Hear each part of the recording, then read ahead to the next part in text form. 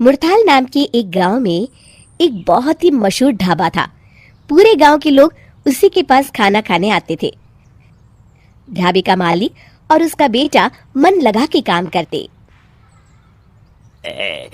धंधा दिन दोगुनी रात चौगुनी तरक्की कर रहा है राजू। वो तो है बाबूजी, आजकल तो दूसरे गांव के लोग भी खाना खाने अपने पास ही आते हैं।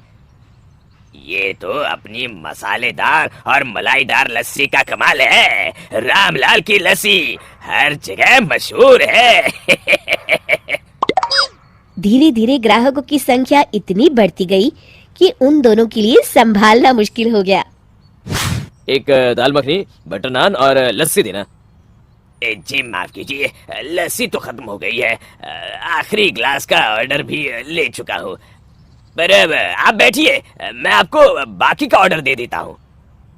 नहीं नहीं नहीं भाई रामलाल, अब रोज खाने के साथ तुम्हारी लस्सी की आदत पड़ गई है, इसीलिए रोज अपने ब्रेक में तुम्हारे ढाबे पे चला आता हूँ। अब बिना लस्सी खाना गले से कहाँ उतरेगा। इतना कहकर बंटी वहाँ से निकल जाता है। अरे सुनिए तो, साथ में 2 गुलाब जामुन मुफ्त हैं। तू ही खा लेना। राजू सब देख रहा होता है। बाबूजी, काफी दिन से लस्सी दोपहर तक ही खत्म हो जा रही है, तो फिर उसके बाद लस्सी ना मिलने की वजह से बहुत से कस्टमर नाराज हो रहे हैं। अगर यूं ही चलता रहा तो ढाबा बंद करने की नौबत आ जाएगी। सही कह रहे हो बेटा, लेकिन करे तो क्या करे। अभी पिछले महीने ही ढाबा बड़ा करवाने में सारे जमा किए हुए पैसे खर्च हो गए। अब लस्सी के लिए नया नौकर कैसे रखूं? कुछ और सोचना पड़ेगा। शाम को दोनों घर पहुँचते हैं। ये क्या माँ, तुम फिर से हाथ से कपड़े धो रही हो? ये इतनी बढ़िया स्लर्पुल की वॉशिंग मशीन लेके दी है तुम्हें, तो तुम अपने हाथ से कपड़े धोने की वजह से क्यों अपने हाथ खराब करती हो? तुझे तो पता है ना राजू, मुझे कहाँ आती है ये मशीन चलानी। बताया तो था माँ, पहले डालो कपड़े, फिर डालो पानी, फिर डालो सर्फ और मशीन घूमना शुरू। पहले डालो कपड़े, फिर डालो पानी, फिर डालो सर्फ और मशीन घूमना शुरू। पहले डालो कपड़े, फिर डालो पानी, फिर डालो सर्फ और मशीन घूमना शुरू। हाँ हाँ बेटा, समझ गई, पर मुझसे नहीं चलेगी ये। वो ना, मुझे इस मशीन की धुलाई पसंद नहीं है। हाँ ठीक है माँ, अब तुम्हें मशीन नहीं चाहिए तो मैं मान लेता हूँ। अगले दिन राजू दुकान में घर से वॉशिंग मशीन मंगवाता है। हाँ भैया, यही रख दो।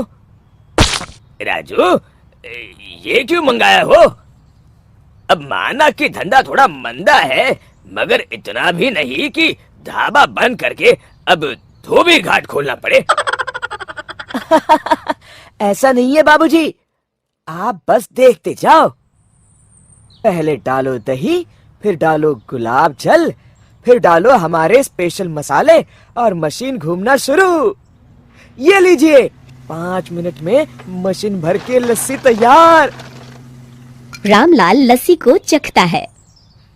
वाह रे वाह, हैरानी है, उम्दा, बिल्कुल वैसा ही स्वाद। बड़ा समझदार है रे तू, मेरा राजकुमार।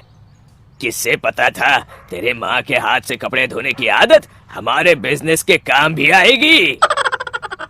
राजू और रामलाल अपने ग्राहकों को लस्सी परोसने लगते हैं। धीरे धीरे रामलाल का ढाबा वॉशिंग मशीन वाले ढाबा के नाम से मशहूर होने लगता है। राजू बेटा, अब मुरथाल से आने जाने वाला हर कोई तुम्हारी हाईटेक वॉशिंग मशीन वाली लस्सी के लिए ढाबे पे जरूर आता है।